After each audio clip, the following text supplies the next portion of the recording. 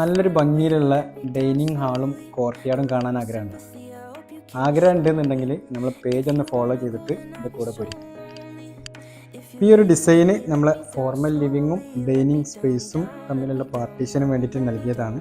ഇവിടെ ഒരു 6 പേർക്ക് ഇരിക്കാൻ പറ്റിയിട്ടുള്ള ഡൈനിങ് ടേബിൾ അറേഞ്ച് ചെയ്തിട്ടുണ്ട്.